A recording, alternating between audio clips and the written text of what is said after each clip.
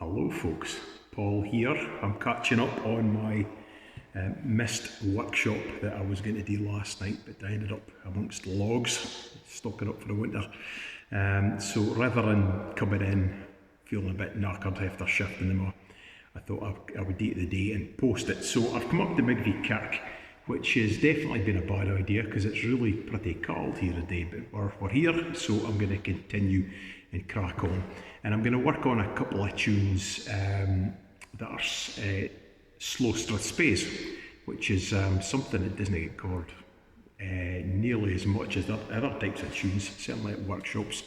And the tunes I'm going to work on are the Duke of Gordon's birthday, the Marquis of Huntly's Snuff Mill, and Mackworth. So the first tune by William Marshall, and it's actually printed as a slow air in the Fiddle Music of Scotland, James Hunter's book.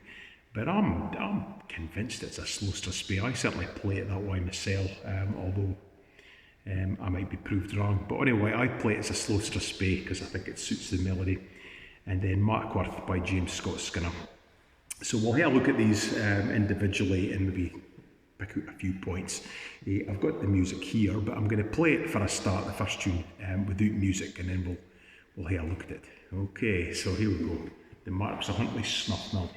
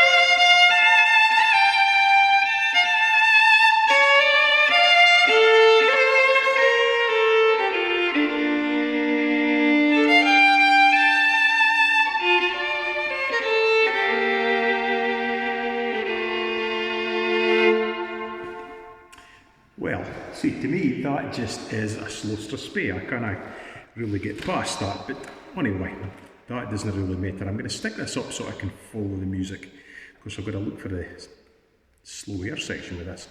Aye, so this is the book I'm using.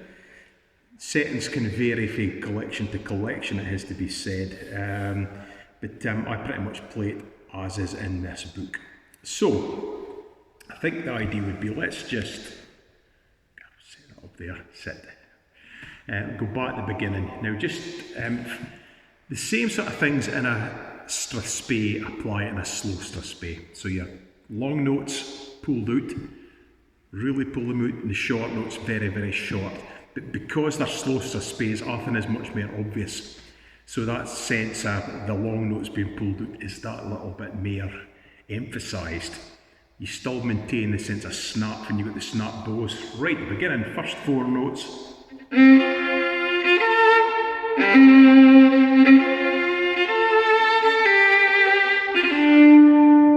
So you've got the opposite there at the end. Da-da-dam, with that sense of staccato. So you see how the short notes, my hands flip through and da-da-da-da-da-da-dum. Short notes always short, long notes always long. Much more than just a dotted note actually, double or I would be inclined almost triple dotted, but that's just my taste.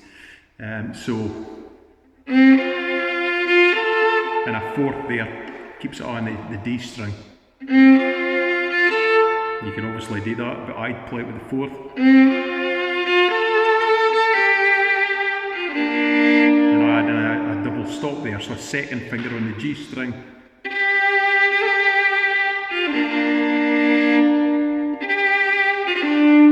obviously works just as well. It's the melody.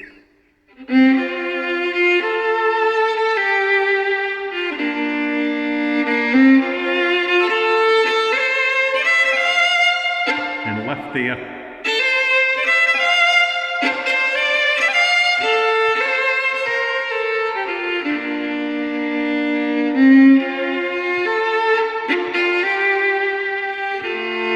Up driven bow there.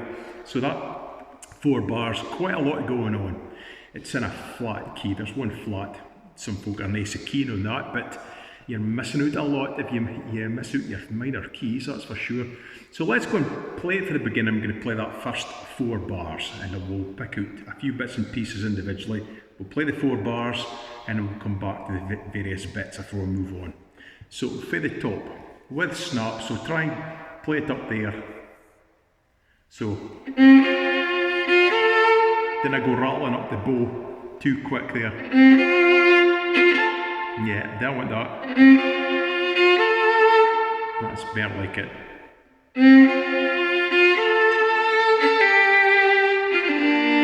Okay, let's have a go. 3, 4.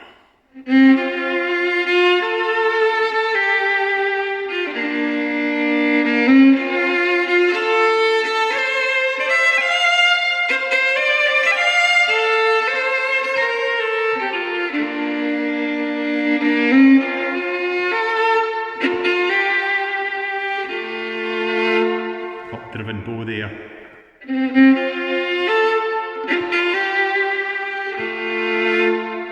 Up driven bow, always played the same way, down, up, up, up. Between the second up and the third up, you lift the bow smartly off the strings, leaving plenty of fresh air. You definitely notice it in a dance tune, you really notice it in a slow strathspey. Whoops, if I could play it in tune. So let's go back to the beginning again. 3rd bar actually, I thought we'd do.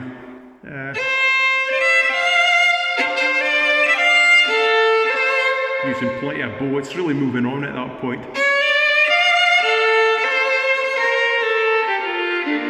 Slows up.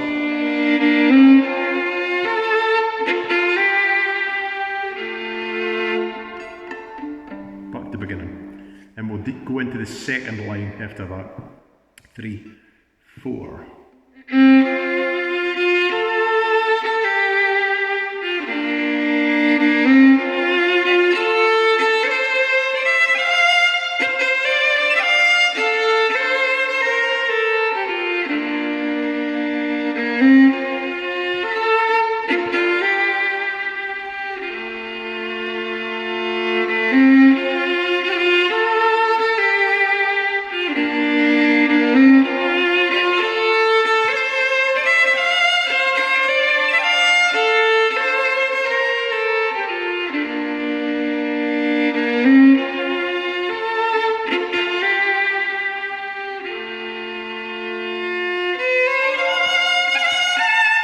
Turn there.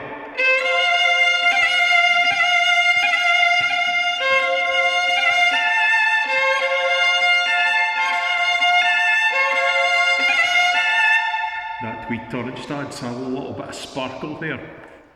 Second half again. 3, 4.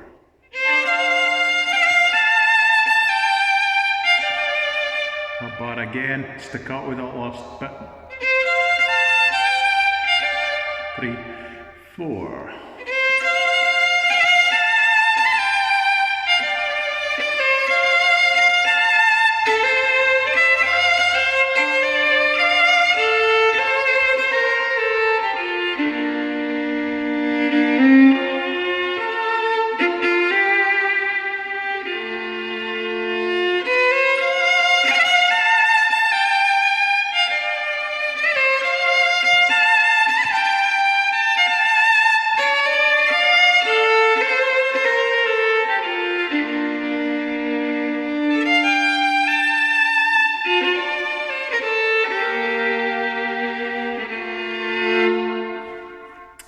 think of that?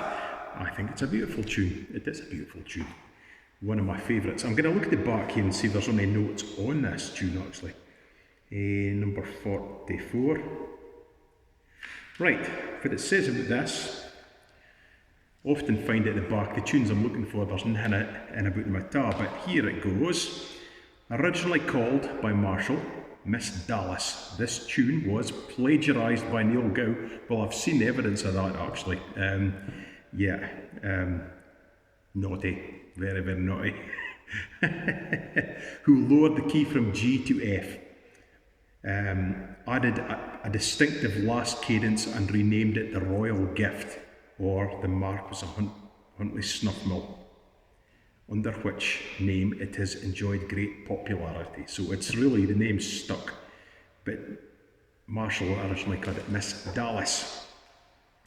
And with regards Snuff Mill, I think it's probably more to do with where you keep your snuff. Now the Marquis of Huntly, being a big member of the aristocracy, landed gentry, probably had a very flashy snuff box, and it was probably notable enough that Marshall, well actually it wasn't Marshall that gave it that name by the sounds of it, although he did work for the Gordons.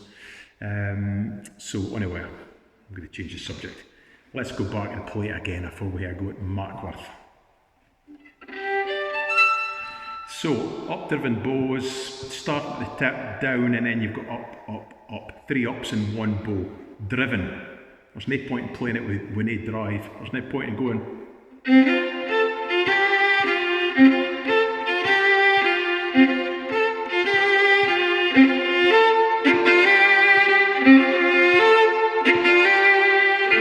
That's drive.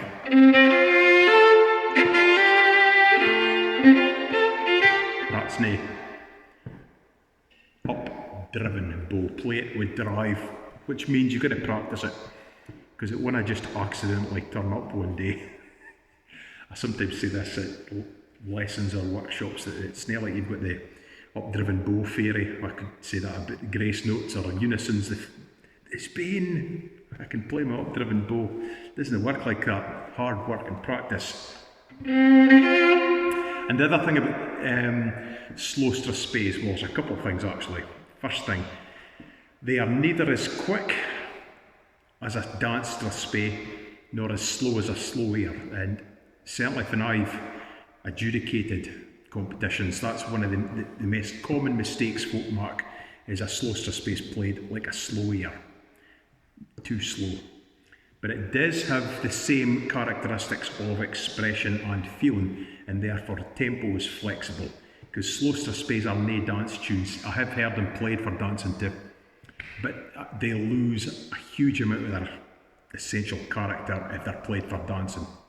So you shouldn't really do it. If you want to maintain the best essence of the slow strathspey, leave it as a solo performance piece, because that's what they are. So the tempo is very flexible, just like a slow ear, but it's got to have that strathspey feel. So the snap bows have got the snap, the up-driven bows, unisons if it's something that works. Let's see. Yeah, I'm not going to bother with this one, I don't think. But lots of tunes I do. It's a good example. James O. Forbes.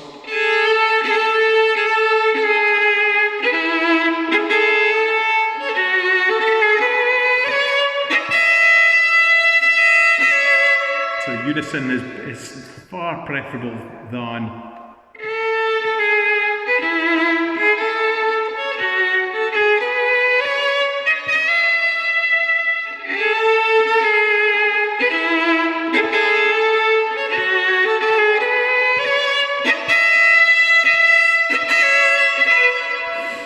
it's got character, it's got gar, that's what it's got. It's what the old boys used to speak about. You've got to play it with plenty of gar. So, play it with gar. Character. 3, 4.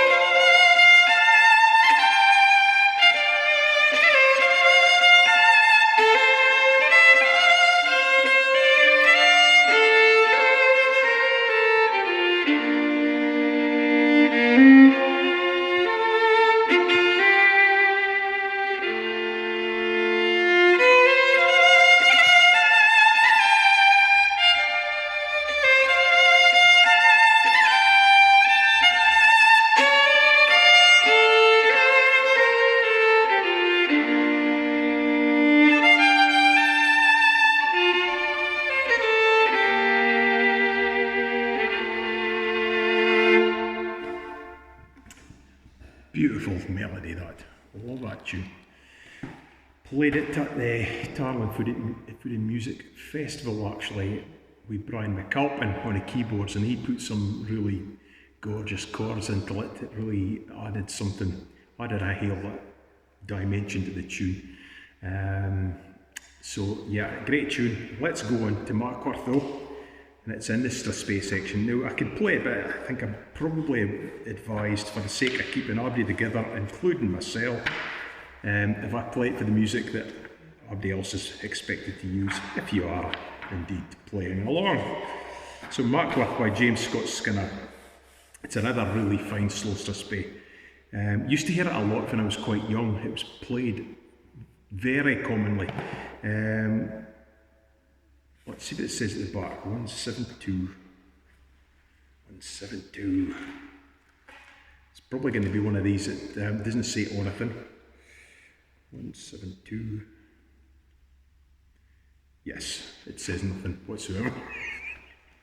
I reckon for Mackworth, well, I don't really care what to say about that. I do generally try to find out as much as I can about tunes, but in this case I can't tell you anything. I've never heard anything about who or what or where Mackworth was. So, let me just play it through for you, and then we'll go back and just go through it a few times.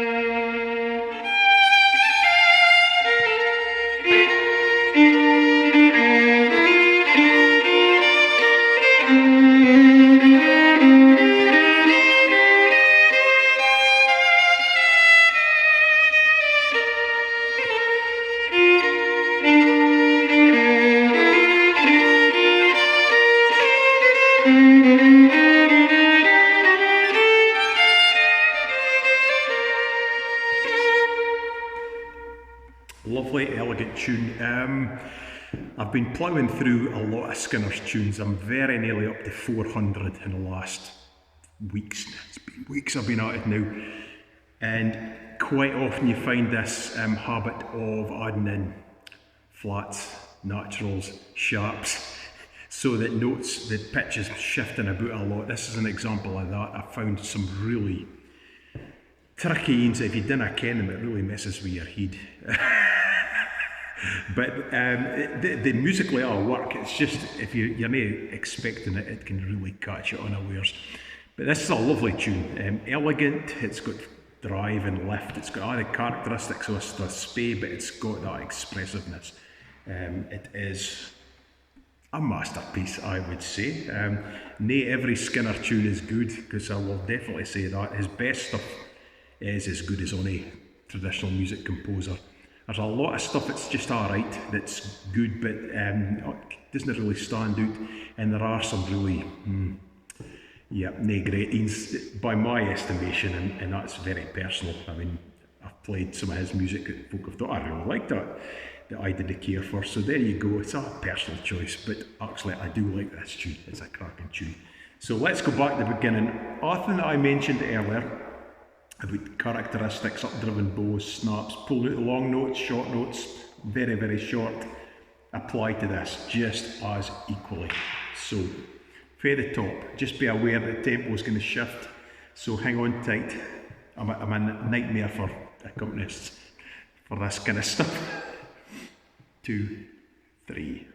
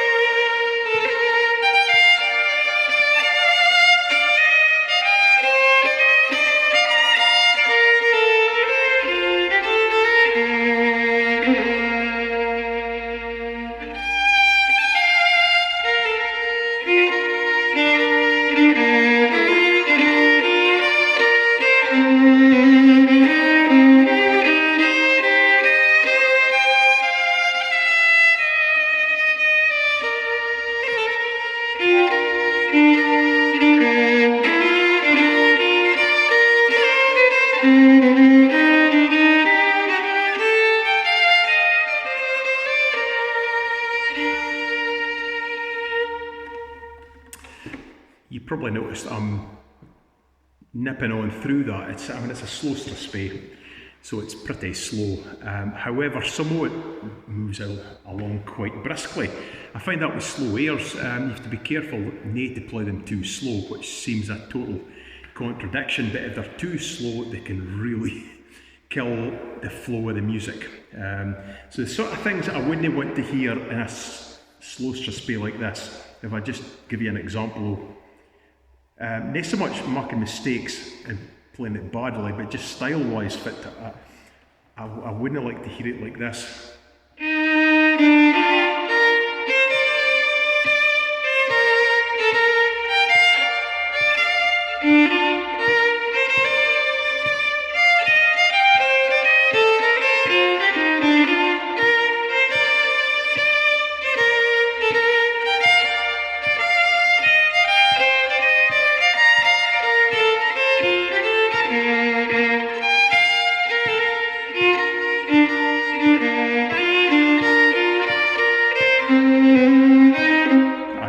I've gone far enough as it is. You get the idea? I mean, that's just completely uninspiring.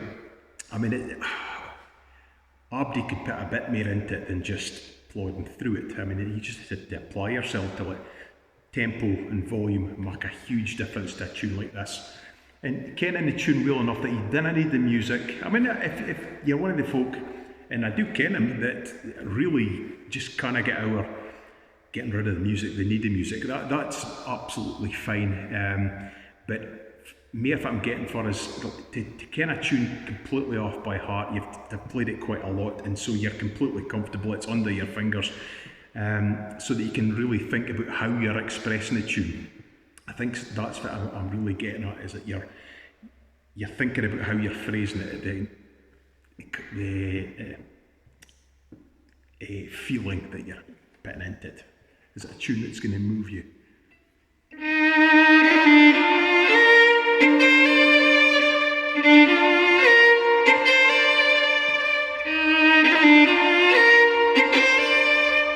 Driven bow, practice them, till you don't have to think about it.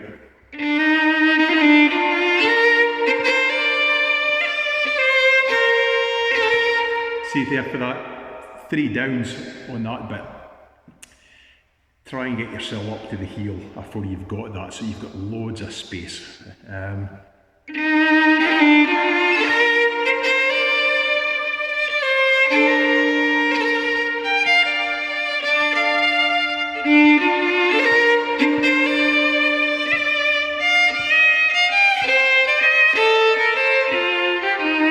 the difference in the tempo and volume. It begins to speed up, and then by the time you get to the end of that bar, it's actually slowing down again, so it's getting louder, quicker, and slower and quieter. Let's try that. Fade the top, play it right through, and I would say that's probably as much as I want to say about this. I mean, if I'm teaching folk these sorts of tunes, and indeed, when I've worked in them, they're the kind of thing, it takes a long time to get really comfy with them and really come to grips with performing them. One of them light to their potential, but there's no harm in listening to a few wee bits of advice here and there, things that can stick in the mind and kind of inform how you might interpret it. Because I'm not telling you this is how you must play it. You've got to play it like this, or else it's wrong. That's not what I'm saying, but this is a perfectly acceptable way to play it. And this is, I'm really opening up how I would play a tune like this. Okay. Is that making sense? Right, for the top, Mackworth by James Scott Skinner.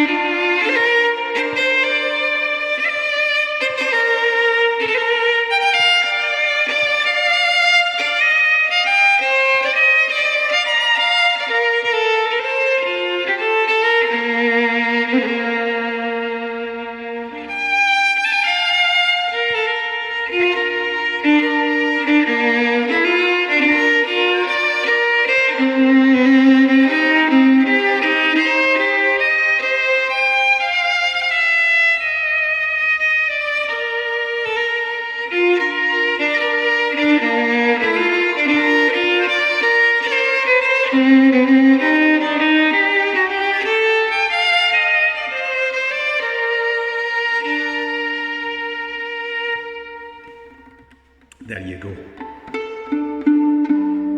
And I think I'm just going to go back and play the Marquis of Huntly's Snuff Mill just to finish, just to recap. Give you a chance to play it through again. So for the top, let's have a go. 3, 4.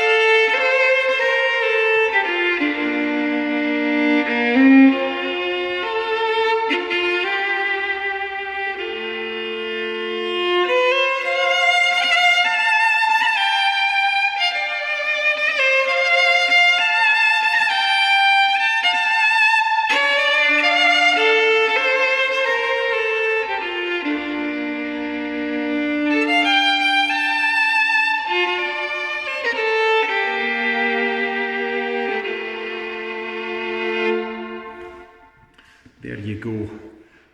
A very cold workshop at my end. Mackworth, again, you might be thinking, are slow strathspeys only ever in flat and minor keys? No, they're not. But these two were both in flats. Mackworth in 2 flats. Marquis of Huntly's Snuff Mill in 1. Let's think. Well, I'll give you an example of something different.